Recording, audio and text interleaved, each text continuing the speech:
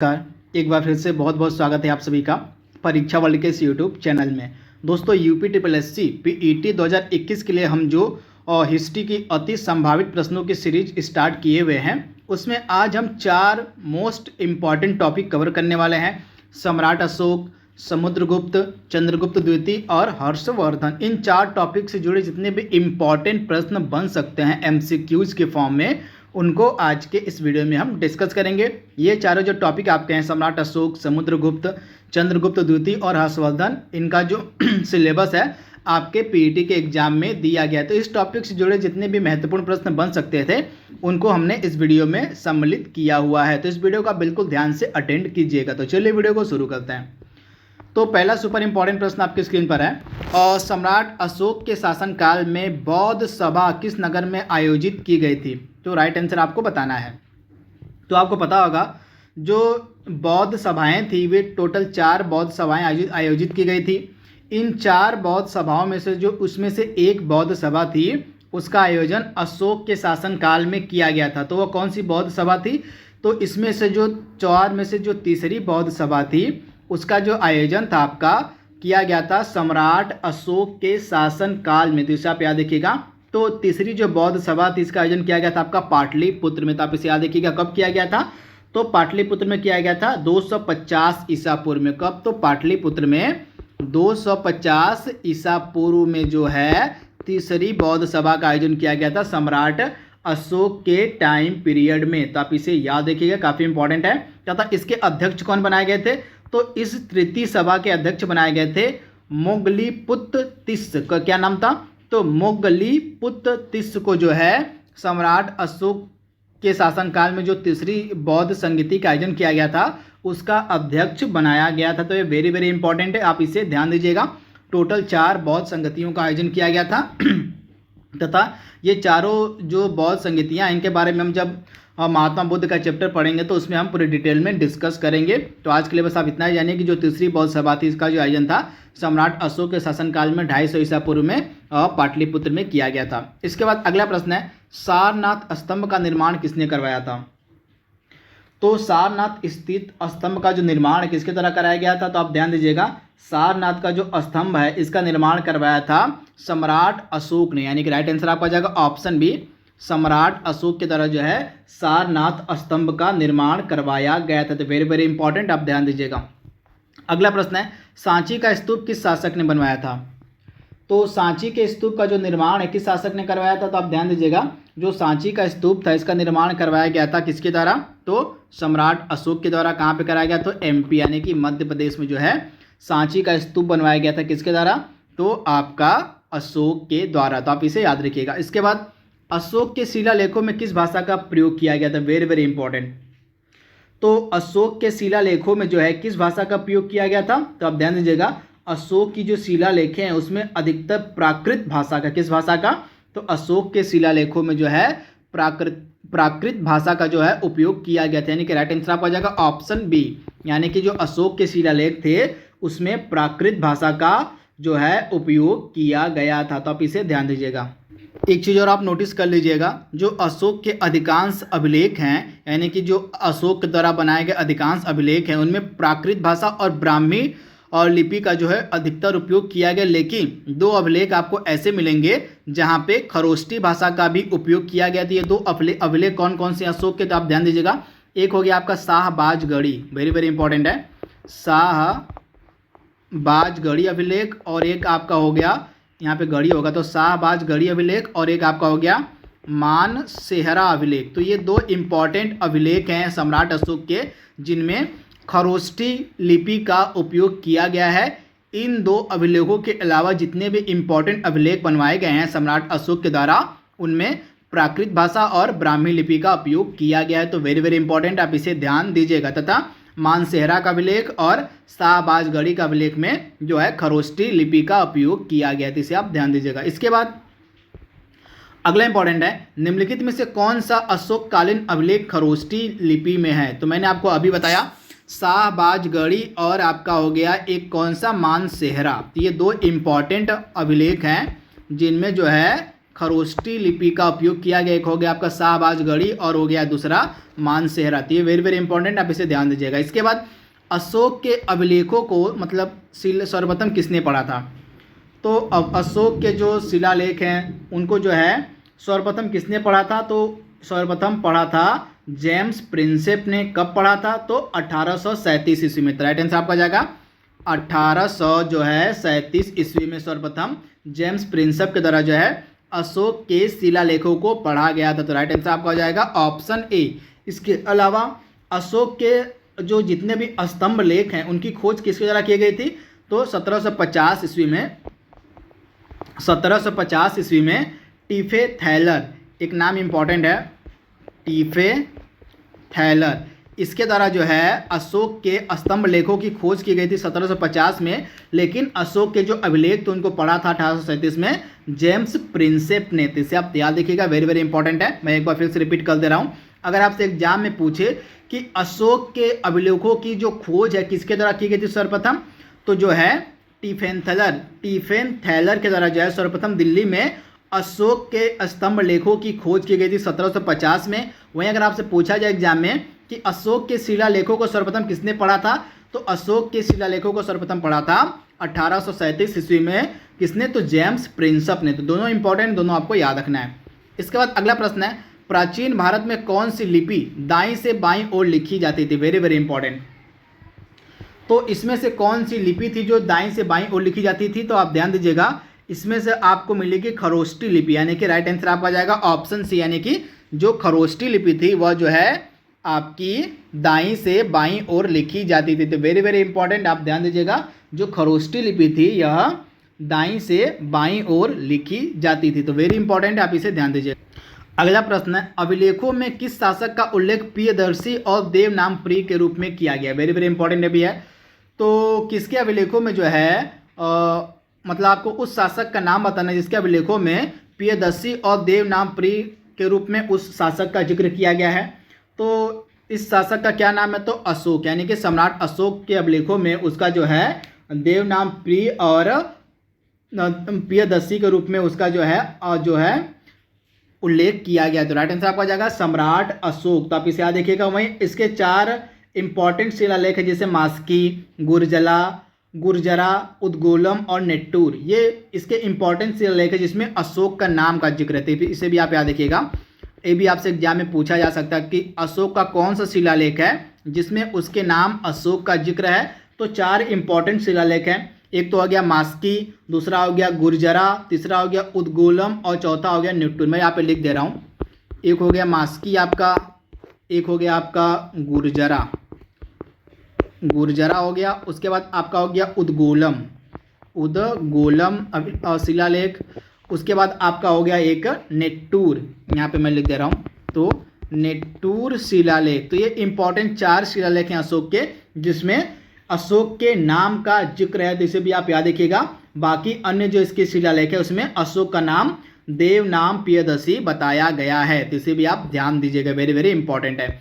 इसके बाद अगला प्रश्न है, निम्नलिखित में से किस अभिलेख में अशोक का नाम उल्लेखित है? तो मैंने आपको अभी बताया कि मास्की का लघु शिलालेख, इसके अलावा मास्की के अलावा गुर्जरा का लघु शिलालेख, इसके बाद मैंने आपको बताया था नेट्टूर का शिलालेख, और इसके बाद आपका हो गया उद्गोलम का शिलालेख। तो ये 4 इंपॉर्टेंट शिलालेख हैं, लघु शिलालेख, जिसमें अशोक के नाम का जिक्र है। तो इसे आप ध्यान दीजिएगा। अगला प्रश्न है, अशोक का रुमिनदई स्तंभ किससे संबंधित है? तो सम्राट अशोक का जो रुमिनदई स्तंभ है किससे संबंधित है?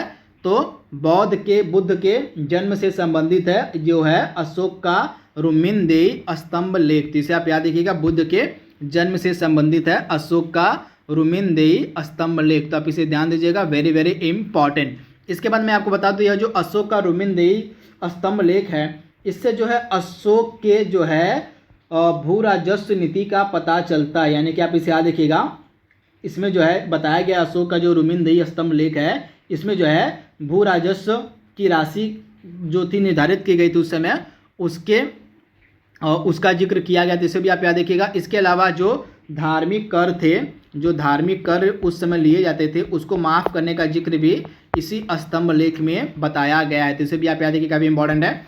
तो इस प्रकार से जो रुमिनदेही आपका अभिलेख है, इसको आर्थिक अभिलेख भी हम कहते हैं। रुमिनदेही जो आर्थिक अशोक का अभिलेख है, इसको आर्थिक अभिलेख के नाम से भी जानते हैं, क्योंकि अशोक की जो करारोपण की पद्धति थी उसका पता चलता है इस रुमिनदेही अभिलेख से। इसके बाद जो अशोक का यह रुमिनदेही अभिलेख था, इसमें जो है धार्मिक कर को माफ करने की बात भी कही गई थी। इसे भी आप याद रखिएगा। तथा यह रुमिनदेही स्तंभ लेख है, यह अशोक का सबसे छोटा स्तंभ है। तो इसे भी आप याद रखिएगा, अशोक का यह सबसे छोटा स्तंभ भी है रुमिनदेही। इसे आप ध्यान दीजिएगा। इसके बाद कलिंग युद्ध में विजय तथा क्षतियों का वर्णन जो है अशोक के किस शिलालेख में है? तो अशोक का जो 13वां शिलालेख है, आप ध्यान दीजिएगा, अशोक का जो 13वां शिलालेख है, इसमें जो है प्रसिद्ध कलिंग युद्ध का वर्णन है। तो आप इसे ध्यान दीजिएगा, राइट आंसर आपको हो जाएगा। अशोक का 13वां शिलालेख में जो है जो प्रसिद्ध युद्ध लड़ा गया था कलिंग का, इसके वर्णन किया गया है। तो आप इसे ध्यान दीजिएगा, वेरी वेरी इंपॉर्टेंट। इसके बाद अगला इंपॉर्टेंट प्रश्न है, निम्न में से किस अभिलेख में पारंपरिक अवसरों पर पशु बलि पर रोक लगाई गई थी अशोक के द्वारा? तो जो है पशु बलि पर जो सम्राट अशोक था, इसने किस आपके अभिलेख में रोक लगाने की बात कही थी?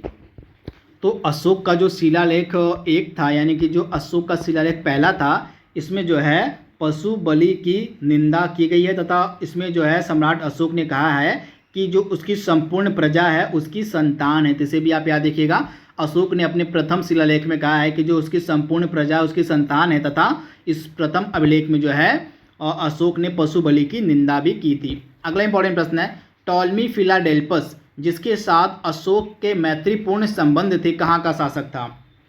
तो आप ध्यान दीजिएगा, टॉलमी फिलाडेल्फस जो है कहाँ का शासक था?